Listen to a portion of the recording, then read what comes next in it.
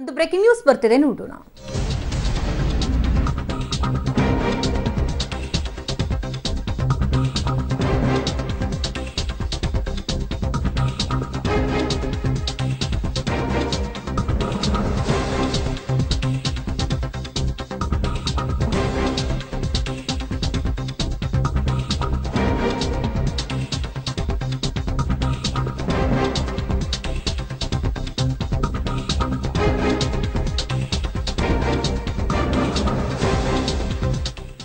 ಕುಮಾರಸ್ವಾಮಿಯವರು ದೊಡ್ಡಗೌಡ್ರನ್ನ ಭೇಟಿ ಮಾಡ್ಕೊಂಡು ಬಂದ್ರು. ಇದರ ಬೆನ್ನಲ್ಲೇ ಆಪರೇಷನ್ ಕಮಲಕ್ಕೆ ಕೋಟಿ ಕೋಟಿ ಹಣ ಎಲ್ಲಿಂದ ಬರುತ್ತೆ ಅಂತ ಪ್ರಶ್ನೆ ಕೂಡ ಹಾಕಿದ್ರು. ನರೇಂದ್ರ ಮೋದಿ ನೋಡಿದ್ರೆ ಭ್ರಷ್ಟಾಚಾರ, ಕಪ್ಪು ಹಣ ತಡಿತೇವೆ ಅಂತ ಬಾಯ್ಬಾಯಲ್ಲಿ ಅಂದ್ರೆ ಬೊಂಬಾಯಿ ಬಿಡ್ತಾರೆ. ಹಾಗಾದ್ರೆ ಬಿಜೆಪಿ ನಾಯಕರಿಗೆ ಇಷ್ಟೊಂದು ಆಫರ್ ಕೊಡೋದಕ್ಕಾದ್ರೂ ಹೇಗೆ ಸಾಧ್ಯ ಅನ್ನುವಂತಹ ಪ್ರಶ್ನೆಯನ್ನ ಹಾಕಿದ್ದಾರೆ.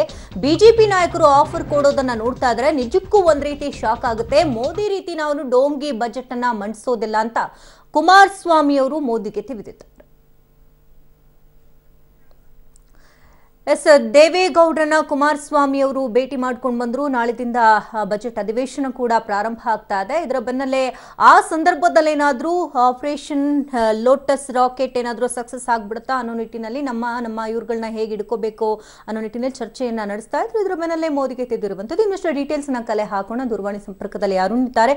ಅರುಣ್, ದೊಡ್ಡಗೌಡರನ್ನ ಭೇಟಿ ಮಾಡ್ಕೊಂಡು ಬಂದ ಬೆನ್ನಲ್ಲೇ ಕುಮಾರಸ್ವಾಮಿ ಅವರು ಮೋದಿಗೆ ತಿದ್ದಿದ್ದಾರೆ. ಏನೇನ್ ಮಾತನಾಡಿದ್ರು?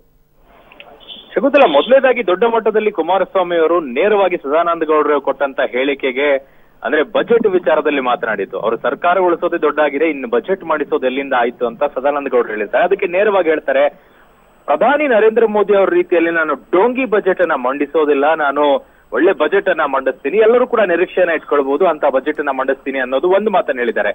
ಇನ್ನೊಂದ್ ಕಡೆ ಆಪರೇಷನ್ ಕಮಲದ ವಿಚಾರದಲ್ಲೂ ಕೂಡ ಕುಮಾರಸ್ವಾಮಿ ಅವರು ನೇರವಾಗಿ ಹೇಳ್ತಾ ಇರೋದು, ಬಿಜೆಪಿ ಯಾವೆಲ್ಲ ಶಾಸಕರನ್ನ ಸಂಪರ್ಕ ಮಾಡ್ತಾ ಇದೆಯೋ ಆ ಎಲ್ಲಾ ಶಾಸಕರು ಕೂಡ ನನ್ನ ಜೊತೆಗೆ ಮಾತನಾಡಿದ್ದಾರೆ. ಅವರು ಸ್ಪಷ್ಟವಾಗಿ ಹೇಳಿದ್ದಾರೆ ಬಿಜೆಪಿ ಏನೆಲ್ಲ ಆಫರ್ ಕೊಡ್ತಾ ಇದೆ ಅನ್ನೋದನ್ನ.